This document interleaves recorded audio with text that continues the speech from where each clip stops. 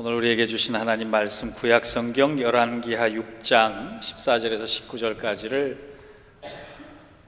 보도록 하겠습니다. 제가 한 절 읽고 여러분 한 절 읽겠습니다. 왕이 이에 말과 병거와 많은 군사를 보내매 그들이 밤에 가서 그 성읍을 에워쌌더라. 하나님의 사람의 사환이 일찍 일어나서 나가보니 군사와 말과 병거가 성읍을 에워쌌는지라. 그의 사환이 엘리사에게 말하되 내 주여 우리가 어찌하리이까 하니 대답하되 두려워하지 말라. 우리가 함께한 자가 그들과 함께한 자보다 많으니라 하고 기도하여 이르되 여호와여 원하건대 그의 눈을 열어서 보게 하옵소서 하니 여호와께서 그 청년의 눈을 여심해 그가 보니 불말과 불경보가 산에 가득하여 엘리사를 둘렀더라. 아람 사람이 엘리사에게 내려오매 엘리사가 여호와께 기도하여 이르되 원하건대 저 무리의 눈을 어둡게 하옵소서 하며 엘리사의 말대로 그들의 눈을 어둡게 하신지라. 엘리사가 그들에게 이르되 이는 그 길이 아니요 이는 그 성읍도 아니니 나를 따라오라. 내가 너희를 인도하여 너희를 찾는 사람에게로 나아가리라 하고 그들을 인도하여 사마리아에 이르니라. 아멘. 이는 하나님 말씀입니다. 한국에 그 소설가 중에 유명한 이회수 씨가 계세요. 이회수 씨의 부인이 미스 강원 출신인가 굉장히 그 미인이라고 알고 있습니다. 사람들이 그렇게 못생긴 남자분이 미인 와이프를 데리고 사는 거에 대해서 늘 이렇게 좀 우습게 이렇게 좀 질문도 던지고 그러는데 어느 날 사석에서 그렇게 질문을 했대요. 세상에서 제일 이쁜 여자가 누굽니까? 그랬더니 이회수 씨가 그렇게 대답했대요. 당연히 사람들은 옆에 있는 부인이라고 얘기를 하리라 생각했는데 방금 만난 여자가 제일 이쁩니다. 말 되는 것 같더라고요. 소설가니까 그런 것 같아요. 우리 옆 사람과 인사했으면 좋겠어요. 당신이 제일 이쁩니다. 당신이 제일 이뻐요. 어떤 분은 집에서 저녁에 사극 보고 주무시면서 다음날 대표 기도할 때 하나님 통촉하여 주옵소서 그렇게 기도했다 그러는데 저도 오늘 눈을 열어보게 하옵소서 이 제목을 가지고 하나님 우리의 눈을 확 열어주셔서 하나님의 세계, 하나님의 인도, 하나님의 손길을 확실히 볼 수 있도록 통촉하여 주옵소서 그렇게 간절함을 가지고 그런 심정으로 말씀을 여러분과 나누려고 합니다. 여러분 백범 김구 선생을 아실 겁니다. 그분이 이런 얘기를 했어요. 잘 들어보세요. 빠르게 읽을 테니까. 어릴 때는 나보다 중요한 사람이 없고 나이 들면 나만큼 대단한 사람이 없으며 늙고 나면 나보다 더 못한 사람이 없다. 돈에 맞춰 일하면 직업이고 돈을 넘어 일하면 소명이다. 직업으로 일하면 월급을 받고 소명으로 일하면 선물을 받는다. 칭찬에 익숙하면 비난의 마음이 흔들리고 대접에 익숙하면 푸대접의 마음이 상한다. 문제는 익숙해져서 길들여진 내 마음이다. 집은 좁아도 같이 살 수 있지만 사람 속이 좁으면 같이 못 산다. 내 힘으로 할 수 없는 일에 도전하지 않으면 내 힘으로 갈 수 없는 곳에 이를 수 없다.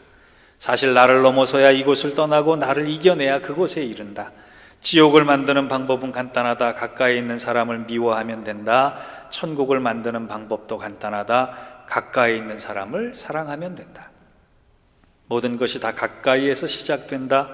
상처를 받을 것인지 말 것인지 내가 결정한다. 또 상처를 키울 것인지 말 것인지 내가 결정한다. 그 사람 행동은 어쩔 수 없지만 반응은 언제나 내 몫이다.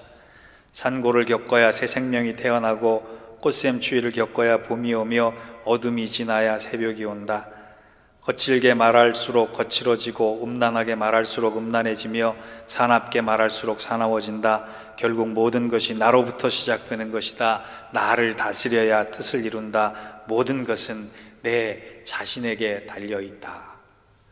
굳이 성경 말씀이 아니어도 참 감동적으로 와닿는데 이분이 1876년에 태어나서 1946년에 돌아가셨으니까 우리보다 훨씬 앞선 세대에 사셨는데도 불구하고 이렇게 멋진 얘기를 했어요.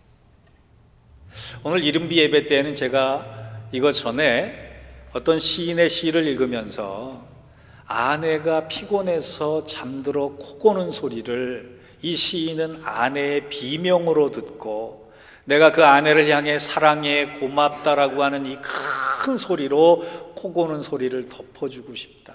그런 시를 읽어드렸어요. 근데 거기 참석한 이 남자분들이 전혀 감동이 없더라고요. 한 시인은 아내가 고생한 그 코 고는 소리가 아내의 비명으로 들려서 그 사랑으로 갚아줬던 그것처럼 들리는데, 아마 대부분의 가정에서 남자들은 아내가 코 고는 소리를 그냥 코 고는 소리로 듣는 것 같아요. 같은 사실을 놓고도 우리는 멋지게 표현할 수 있고 멋지게 받아들일 수 있고 멋지게 말할 수 있습니다. 그 차이가 무엇일까? 보는 것이 다르기 때문에 그래요. 누가복음 10장 23절과 24절을 우리 함께 보겠습니다.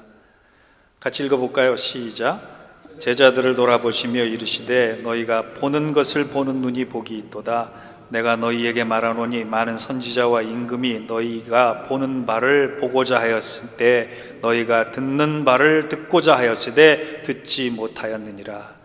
이 말씀은 예수님께서 제자들을 파송하시면서 하신 말씀이에요. 예수님의 말씀을 보면 보는다고 해서 모두가 볼 수 있다, 듣는다고 해서 모두가 들 수 있다 말씀하지 않으시고, 보는 자가, 보는 것을 보는 자가 복이 있다 말씀. 예수님의 시각으로, 예수님의 마음으로, 예수님의 기준으로 세상을 보는 사람은 세상이 볼 수 없는 것을 볼 수 있지만, 아무리 노력해도 예수님의 그 기준과 마음으로, 그 시각으로 보지 않으면 하늘의 것을 볼 수 없다. 그렇게 말씀하시는 거예요. 여러분, 교회 오셔도 어떤 사람은 주님 보고 가는데 어떤 사람은 사람들만 보고 가요. 어떤 사람은 은혜를 보고 가는데 어떤 사람은 아픔을 보고 가요. 어떤 사람은 사랑을 보고 가는데 어떤 사람은 상처를 갖고 가요. 왜 그럴까요? 보는 것에 따라 다르기 때문에. 저는 여러분들 이왕 눈 뜨고 볼 바에 허상이 아닌 예수님 안에서의 진짜를 보시는 여러분들 되시기를 축원합니다. 신약성경 갈라디아서에 가보면 사람을 세 종류로 구분했어요. 자연적인 사람, 육적인 사람, 영적인 사람. 자연적인 사람은 돈을 벌기는 벌되 내가 왜 버는지도 몰라요. 내가 밥은 먹는데 왜 밥을 먹는지 몰라요. 내가 잠을 자는데 왜 잠을 자는지 몰라요. 비전이나 꿈도 생각도 없이 눈앞에 보여지는 그대로 그냥 쫓아 순응해 사는 사람. 두 번째, 육신적인 사람이 있습니다. 육신적인 사람은 인생의 최대 목적이 내 배부름이고 내 만족이에요. 신앙적으로 보면 하나님을 믿고 하나님을 안다고 하지만 성령을 경험하지 못한 사람이고, 보이는 것에 지배당하는 사람이고, 영적인 세계를 알지도 못하고 알려고 하지도 않는 사람이에요. 많은 그리스도인들이 여기까지, 육적인 단계까지 와서 포기합니다. 육적인 단계까지 와서 신앙의 세계에 좀 진보를 이루지 못하고 성숙을 이루지 못하는 게 목회라는 목사 입장에서 얼마나 안타까운지 몰라요. 그런데 마지막 세 번째로 영적인 사람이 있어요.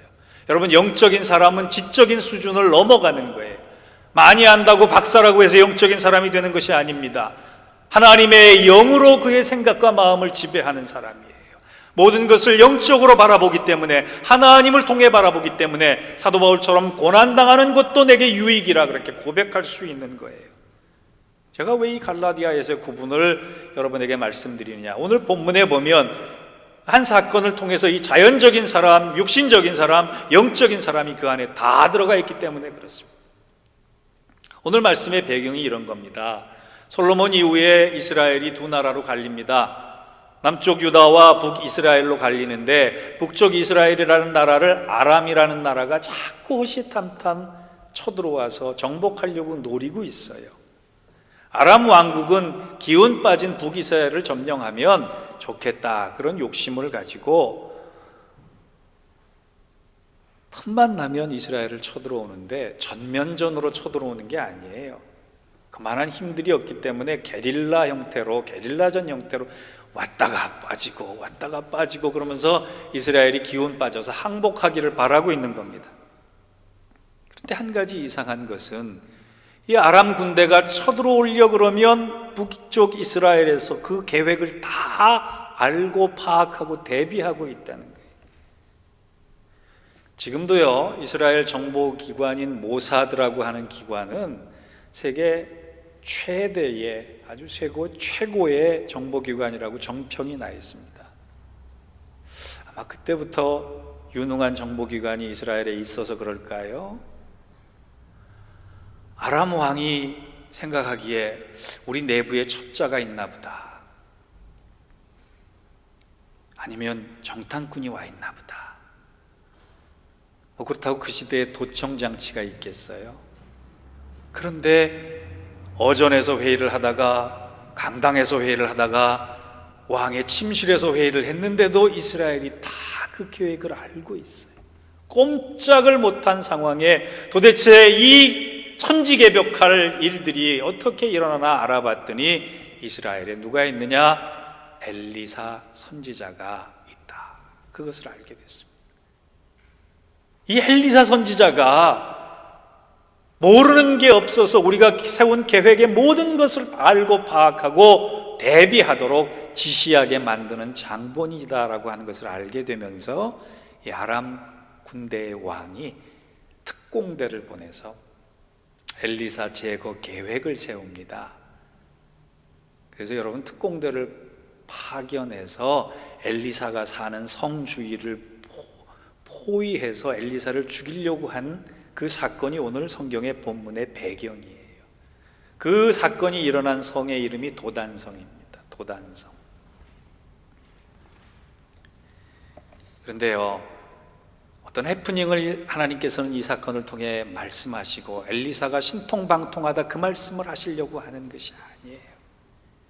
이 사건을 통해 우리 인생이 어떤 눈을 가지고 살아야 하나를 말씀하시는 거예요. 저는 오늘 본문을 통해 여러분과 세 가지의 교훈을 나누려고 합니다. 첫 번째 교훈은 눈앞에 보이는 것이 전부인 줄 알고 사랑하는 불행한 인생이 되지 말자는 거예요. 엘리사에게는 유능한 시중드는 비서이자 동역자인 게하시라고 하는 사람이 있었습니다. 여러분, 게하시가 보통 인물이겠어요? 아주 절대 능력을 가진 하나님의 종에게 옆에서 시중 들고 동역하는 사람이면 아무나 뽑히지 않았을 겁니다. 나름 똑똑했을 것이고, 나름 분별력이 있었을 것이고, 나름 능력이 있었을 것이에요. 그런데 그 게하시가 스스로 자멸하는 한 가지 요인이 있었습니다. 그것은 나아만 장군이 문둥병을 고치기 위해서 엘리사를 찾아왔을 때 그 엘리사를 고치고자 하는 하나님을 본 것이 아니라 나아만이 가지고 있었던 선물을 봤어요. 그 선물을 욕심냈어요. 그리고 그 선물을 사기를 쳐서 자기 것으로 만들려고 했어요. 그때 하나님께서 그를 벌하시면서 나아만 장군이 걸렸던 문둥병을 걸리게 하십니다. 그는 눈에 보이는 것을 쫓았기 때문에 불행한 인생이 되고 말았어요. 오늘 6장 15절에도 보니까 지금 자고 일어났더니 도단성을 포위하고 있는 아람 군대가 보입니다. 특공대가 보입니다. 이제는 우리 죽었구나라고 그가 한 말이 이겁니다. 아, 내 주여, 우리가 어찌하리까? 여러분, 우리가 살다 보면 인생의 어려움을 겪을 수 있습니다. 원치 않은 일들을 당할 수 있습니다. 눈에 보여지는 일 때문에 나는 이제 망했다, 나는 이제 끝났다, 나는 이제 더 이상 할 수가 없다라고 하는 두려움에 빠져 있을 때 우리는 게하시 같은 인물이 되는 거예요. 세상에 눈에 보여지는 것이 전부임을 알면 그처럼 불행한 인생이 없어요. 그것을 돌이킬 줄 알아요. 그게 믿음이에요. 제가 신학교 다닐 때 아주 참 강직한 동기가 있었습니다. 이분이 남들이 다 들어가고 싶은 강남의 대형 교회에 부목사로 청빙을 받아갔습니다. 이거 강남 한복판의 교회였기 때문에 아주 유명한 사람들, 돈 많은 사람들, 명예 있는 사람들이 많이 모였어요. 그 중에 자기가 맡은 교구에 재벌 있었습니다. 이 이름을 얘기하면 누군지 다 아실 텐데 그 재벌집에 신방을 갔어요. 봄신방, 가을신방, 대신방을 갔는데 그 재벌집 가서 놀란 게 두 가지래. 아, 진짜 부자는 이렇게 사는구나. 진짜 부자가 사는 모습을 보고 깜짝 놀랐대요. 두 번째 놀란 것은 그 의리의리한 집에 살면서 그 집 주인들이 입은 옷은 참 수수하구나. 그걸 놀랐대요. 그 예배를 드리고 나서 그 안주인이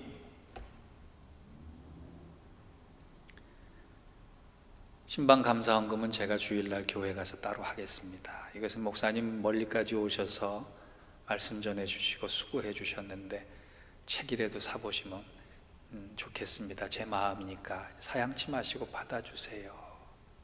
거절을 했는데 굳이 봉투를 넣어주셔서 사무실에 와서 열어봤다가 깜짝 놀랐대요. 말도 못할 거액이 들어있는, 신방 한 번 했는데 만불이 그 안에 들어있더래요.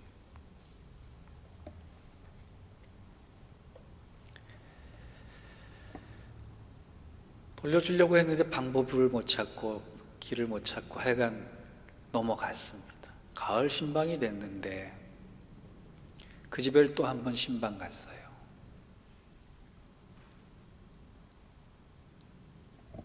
말씀을 전하는 예배 도중에 하나님의 말씀이 전해지지 않고 봉투 생각만 나더래요.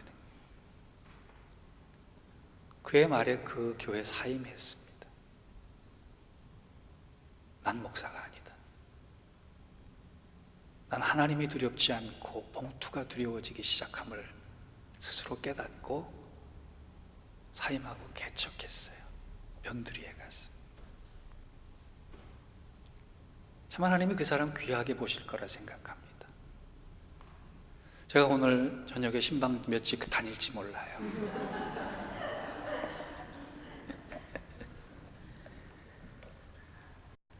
본질이 그를 두려워하게 만드는 것이 아니라 세상에 보여지는 것을 두려워하는 순간 나는 하나님으로부터 멀리 떨어져 있다라고 하는 것을 생각하고 믿음의 결단을 한 사람, 하나님 기뻐하실 것 같아요.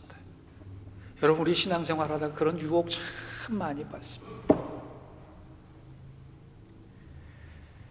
이민교회가 어렵고 아픈 이유 중에 하나가 이 눈에 보이는 것을 가지고 집착하고 그것이 다인 줄 알고 살아가는 사람들이 많은데 그 상황에서 돌이켜서 믿음을 가지고 새롭게 하려고 하는 사람이 적기 때문이에요. 여러분, 우리 보는 것에 지배당하지 않는 인생이 되기를 축원합니다. 아무리 능력 있고 똑똑해도 게하시 같은 사람이 아니라 주님께서 말씀하신 것처럼 보는 것을 보는 눈이 복이 있도다. 진짜를 볼 수 있는, 본질을 볼 수 있는, 복음을 볼 수 있고 예수를 볼 수 있고 이 모든 흐름과 시간과 과정 속에 하나님을 볼 수 있는 예인의 성숙한 공동체가 되기를 주의 이름으로 축원합니다. 두 번째, 오늘 본문의 교훈은요, 현실도 제대로 보지 못하고 신령한 세계도 보지 못하는 불편한 인생이 되지 말자는 거예요. 이런 불편한 인생을 살아가는 사람들이 누구냐? 아람 군대 사람들. 아람 군대는 아주 막강한 이 군사력을 가지고 밤새 성을 에워쌌습니다. 이제 날이 새자마자 도단을 공격하면 엘리사도 체포할 수 있고 엘리사도 죽일 수 있어요. 그 상황을 본 게하시가 두렵고 떨 때에 엘리사는 무엇을 하고 있었느냐? 18절을 봅시다. 18절을 보니까 이런 말씀이, 아람 사람이 엘리사에게 내려오매 엘리사가 여호와께 기도하여 이르되 원하건대 저 무리의 눈을 어둡게 하옵소서 하매 엘리사의 말대로 그들의 눈을 어둡게 하신지라. 여러분, 내가 아무리 영적인 눈을 뜨려고 해도 안 떠져요. 또한 내가 아무리 눈을 감으려고 해도 안 감아져요. 하나님이 하시는 거예요. 그런데 눈이 어두워진다라고 하는 것은 아람 군대가 어디로 가야 할지를 모르는 것처럼 우리 인생이 어느 방향으로 가야 할지를 모르게 된단 말입니다. 엘리사의 기도대로 아람 군대가 눈이 어두워졌어요. 그들은 엘리사가 누군지를 발견할 수 없었기 때문에 그 어두워진 상태에서 엘리사가 이끄는 대로 끌려가다가 사마리아 성에 오히려 거꾸로 포위를 당하는 위험한 지경에 이릅니다. 여러분, 이것의 말씀이 뭐예요?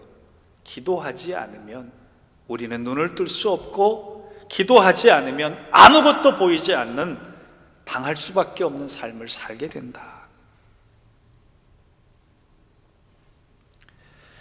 예전에 혹시 여러분 전보로 다니신 분 계세요?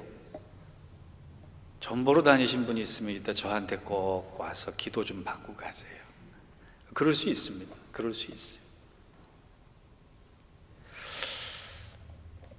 한국에서 있었던 일인데, 어떤 성도의 남편이 점을 보러 갔다가 무당이 이 남자의 인물을 보고 반했습니다. 그래서 뭐라 그랬느냐면, 당신 나하고 살지 않으면 저주받아 죽는다 그랬어요. 그 말에 이 남자가 무서워서 부인과 별거하고 무당과 살게 됐어요. 근데 그게 편하겠어요? 근데 이 남편이 정성을 바치고 마음을 바치고 돈도 바치고 다 바치면서 편치 않을 때 자꾸 빠져나올 때마다 못 빠져나오는 이유가 있습니다. 무당이 그랬대요. 너 본부인에게 돌아가면 즉사해. 그 남편 평생 붙잡혀 살았는지 그건 모르겠습니다만, 악한 영은 인생을 제대로 보지 못하게 두려움을 심어줍니다. 저도 무당처럼 얘기할 수 있어요. 여름엔 물 조심하세요. 겨울엔 불 조심하세요. 음식 먹을 때 음식 조심하세요. 길 갈 때 차 조심하세요. 여러분에게 제가 두려움 심어드릴 수도 있단 말이에요.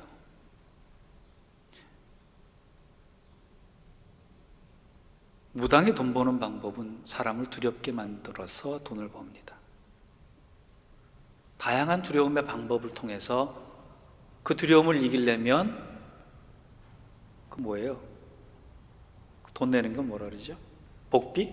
네, 복비를 많이 내면 두려움을 빨리 이기는 길을 가르쳐준다 그래요. 주님께서 그러셨나요?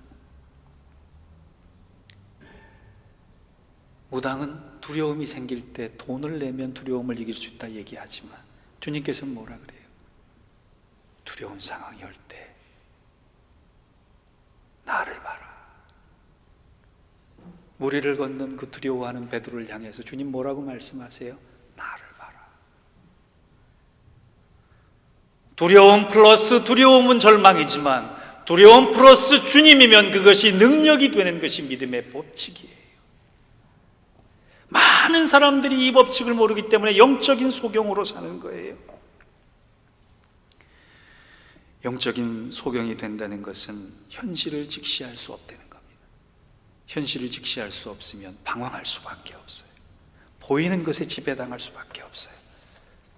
영안이 열린 사람, 능력 있는 사람, 하나님의 힘으로 길을 개척하는 사람의 특징은 무슨 일을 만나면 기도하게 돼 있다. 기도하는 사람만이 신령한 세계의 열림을 경험할 수 있어요. 여러분, 제가 안타까운 마음으로 호소합니다. 이 날씨 좋은 날, 그래요, 주님 앞에 나와서 딴 데 가지 말고 기도하는 사람 됐으면 좋겠어요. 이 영의 눈, 신령한 눈은 그냥 생기는 게 아니라 기도하는 사람에게 주어지는 거예요. 기도하다 죽으면 순교해요. 지난주에 정말 이민교회의 귀한 종 한 분이 심장마비로 61세에 돌아가셨는데, 너무너무 안타까운 일이지만 한편으로는 참 행복하겠다. 선교하고 돌아와서 그 피곤한 몸을 이끌고 설교 준비하고 선교 보고하다가 새벽에 심장마비로 돌아가셨으니, 하나님께서 사람은 죽음을 보지만 믿음이 있는 사람은 죽음 너머의 하나님의 세계, 하나님의 나라를 볼 수 있는 사람이다. 그 소망 주시고자 그 귀한 종 불러가셨다 생각하니까 죽는 것도 두렵지 않겠다 생각이 들더라고요. 여러분, 뭐가 그렇게 두려우세요? 기도하다 죽으면 순교고, 예배하다 죽으면 순교고, 하나님이 일하다 죽으면 얼마나 큰 영광이겠어요. 그렇다고 하나님이 그대로 만드시겠습니까? 우리 그러한 각오를 가지고 어떤 일이 생길 때마다 두려워하기 이전에, 절망하기 이전에 하나님을 향한 기도로 그 문들을 열어가는, 세상에 두려워할 일을 두려워하지 않고 오직 하나님을 두려워하는 그런 저와 여러분 되서 아람 군대처럼 아무것도 보지 못하고 멸망하는 그러한 인생 되지 않기를 바랍니다. 우리 영의 눈이 열리는 저와 여러분 되시기를 축원합니다. 세 번째로, 그러면 어떤 눈을 가져야 하느냐? 현실을 정확히 보면서 영적인 눈을 바로 보는 불같은 인생 살자 이겁니다. 그 눈을 누가 가졌느냐? 오늘 엘리사가 가지고 있었단 얘기. 게하시도 안 갖고 있었고 아람 군대도 안 갖고 있었고 엘리사만 가지고 있었던 이 영적인 눈을 우리가 가져야 할 텐데, 16절에 한번 읽어볼까요? 게하시도 못 보고 아람 군대도 못 봤을 때 엘리사는 본 것이 있습니다. 같이 읽어봅시다. 시작. 대답하되 두려워하지 말라. 우리와 함께한 자가 그들과 함께한 자보다 많으니라 하고. 여러분, 세상을 보면 걱정할 수밖에 없어요. 걱정이 생기면 내 인생에 행복하지 않습니다. 그래서 우리의 입으로 나오는 게 뭐예요? 불평과 불만, 원망과 시기. 우리는 연약한 존재이기 때문에 불평과 불만이 나올 수밖에 없고 원망과 시비가 나올 수밖에 없는 존재지만, 문제는 거기서 그치지 않는다는 겁니다. 이스라엘 백성들이 광야로 인도함 받았을 때 하나님에 의해서 약속의 땅으로 가고 있는 그 와중에 제일 먼저 했던 것이 하나님을 향한 불평이고 모세를 향한 원망이었어요. 그러면서 했던 일이 뭔지 압니까? 눈에 보이는 금송아지를 만들어요.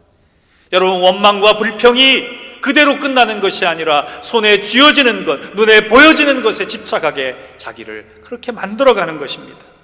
만나와 메추라기를 주시는 하나님은 보이지 않고 애굽에서 먹었던 고깃가마가 생각나는 게 사람이에요.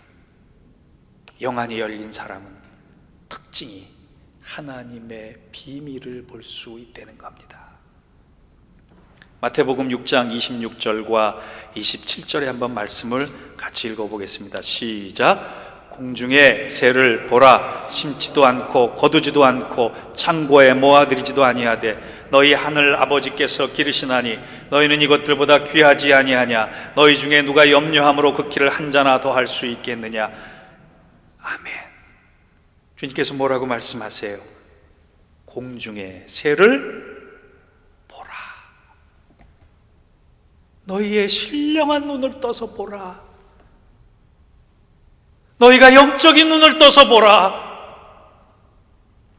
너희가 육적인 눈으로 볼 때에는 저 새 한 마리가 불쌍해 보이고 먹을 것도 없어 보이고 초라해 보이지만, 영의 눈을 떠서 보면 심지도 않고 거두지도 않고 창고에 모아들이지도 않는데 하늘 아버지께서 먹이시는 것처럼 하나님의 사람들은 하나님께서 책임지시고, 하나님의 사람들은 하나님께서 인도하시고, 하나님의 사람들은 하나님께서 만들어 가신다. 그걸 알면 너희가 왜 염려하느냐? 두려워하지 말라. 눈을 떠서 이 신령한 세계를 바라봄을 사모하라. 하나님께서 해결해 주실 것을 믿는 정도가 아니라 하나님께서 진짜로 열어가시는 일들을 보게 되는 것입니다. 여러분, 우리 교회가 이제 가야 할 길도 멀고 해야 할 일도 많고, 여러분의 가정에, 여러분의 일터에, 여러분의 사업장에 수많이 쌓여져 있는 이 산적한 문제들 어떻게 열어가실 겁니까? 그것만을 바라보면 두려울 수밖에 없고 절망할 수밖에 없지만, 하나님, 그 보여지는 것으로 다 보여지는 것이 아니라 그 넘어 보이는 보는 것을 보는 자가 복이 있도다 하신 주님의 말씀처럼 신령한 눈이 열려 하나님의 비밀을 보게 하시고, 하나님이 열어가시는 것을 보게 하시고, 하나님의 능력을 보게 하옵소서. 기도할 때 그 일이 우리의 것이 될 줄 믿습니다. 제가 질문 하나 할게요. 어제 토요일 날 새벽 기도 때 나오신 분은 말씀 들었겠지만, 안 나오신 분들에게 질문합니다. 여의도 순복음교회 생각하면 누가 생각이 나요? 누가 생각이 나요? 데이비죠. 그죠? 네. 또 강남에 있는, 한복판에 있는 압구정동 소망교회, 그럼 누가 생각이 납니까? 그분이 생각나죠. 예인교회 하면 누가 생각이 납니까? 네. 여러분들 다 좋은 대답 하셨어요. 여기도 순복음교회 하면 조용기 목사님 생각나고, 압구정동의 소망교회 하면 곽선희 목사님 생각이 나고, 예인교회 하면 이 잘생긴 목사가 생각이 나고. 맞는 대답 같지만 틀린 대답이. 진짜 교회는, 진짜 훌륭한 교회는 여의도 순복음교회 하면 예수님 생각이 나야 돼요. 압구정동의 소망교회 그러면 복음이 생각나야 돼요. 예인교회 하면 그 어떤 상황도 두려워하지 않고 하나님께서 열어주시는 신령한 눈을 가지고 하나님의 열어가심을 삶으로 증거하는 사람들이 많이 모였다. 그 사람들이 생각나는 우리 교회가 되기를 바랍니다. 사랑하는 성도 여러분, 신령한 눈을 위해 기도하십시오. 그 열려짐을 삶으로 허락받고 누리시기 바랍니다. 게하시가 아니라, 아람 군대가 아니라 엘리사처럼 하나님의 일을 보는 은혜와 영광이 우리 모두에게 함께하기를 주의 이름으로 축원합니다. 기도하겠습니다. 하나님 아버지, 보는 것을 보는 자가 복이 있도다 말씀하신 그 뜻대로 하나님의 세계, 하나님의 비밀, 하나님의 일하심을 보며 두려워하지 않고 우리의 모든 삶의 문제를 넉넉히 믿음으로 이겨나가는 귀한 주의 종들 되게 하시고, 그 삶의 현장과 일터 되게 하시고 우리 교회 되게 하여 주옵소서. 예수님의 이름으로 기도하옵나이다. 아멘.